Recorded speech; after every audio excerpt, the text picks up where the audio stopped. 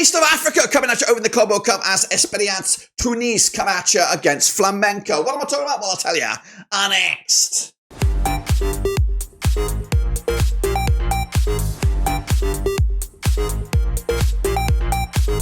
That's right, folks, back once again with another That's right, folks, back once again with another match preview. Looking forward to another clash over in the Club World Cup. Flamengo up against Espérance de Tunis. That's right, coming at you this coming match. Then we'll get into it, all of it in a second. If you knew where you've been, smash your subscribe button. You want to subscribe for Blackburn Rovers, Club World Cup, World Football. We're going to all here under one roof. That's right, surprise package. Espérance de Tunis up against one of Brazilian's finest. That's right, that's Flamengo. Who's going to come out on top in this clash of styles? We're going to take a look at it, all of it in a second. Big shout out to the members and the patrons. You know who you are. But what we're going to do now, though, is take a deep dive into this match, as it, of course, is approaching in the Club World Cup. I'm excited to see both of these two clubs in action, especially these guys, Espérance de Tunis, one of the best badges in world football. Just look at him. Just look at the little fella. Looks absolutely, kicking ass and taking names. Anyways, take a look at the team dubbed as the hosts here, Flamengo in the home dugout, coming at you as winners of the 2022 Copa Libertadores. They secured their spot on the 14th of March, 2023.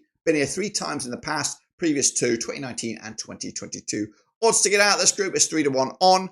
The odds to win the whole thing is 33-1. My expectation, though, is round of 16 for Flamengo. Now, that was before we've even kicked the ball, it's before we even know the official squads on this one.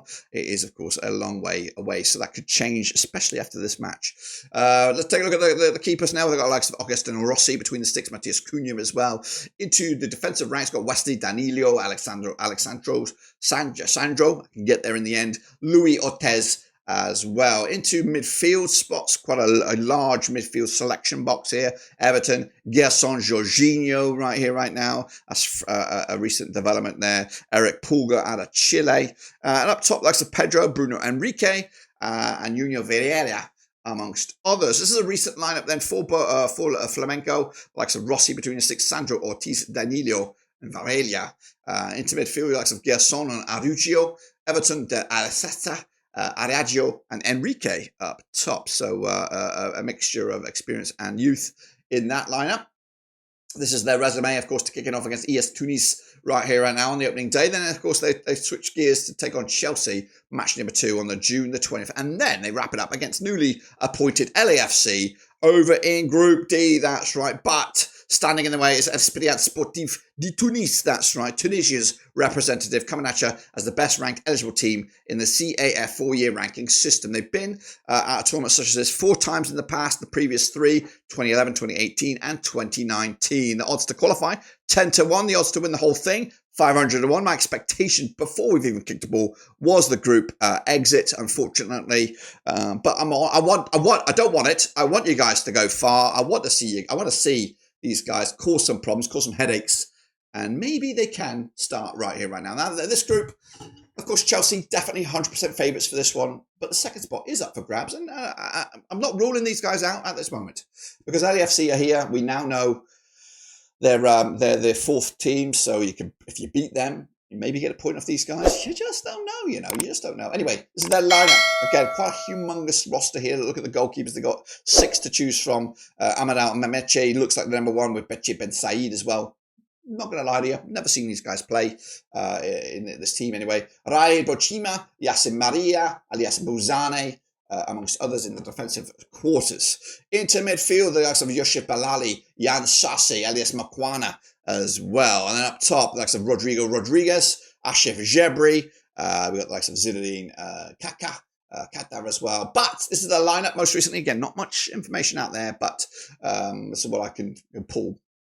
A recent 11 of a back 4 here. We've got the Bachir Ben Said, Asid Kouadi, Mohamed Amin Bahamada, Ahmed Ben Mohamed with Rahid Boshiba making up a back 4. Into the midfield spots, we've got Khalid Guccini, Hussein Taka, Abraham Konate, and then, of course, the wingers here with Mohamed M. Hamarouni, Chabit Jalabli, and Rodrigo Rodriguez. Of course, we all know these guys. If we don't know them now, we're going to know them at the end of the tournament. That's my motto.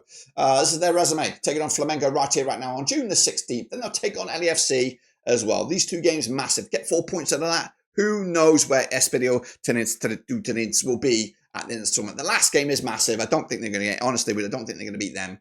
But they can get something out of these two games in Group D. Let's take a look at the rundown and look at the form coming into this. This is the form right now, coming out of the Lincoln Financial Field. Flamengo with Luis Felipe in the dugout. They've won 4 of the last 5, unbeaten in the last 6. Esperance de Tunis under Maria Kadzani, who is a Turkish fella. They're also unbeaten in the last 6, picking up 5 wins and just the 1 draw. Yet to play each other now, but of course we're going to change that.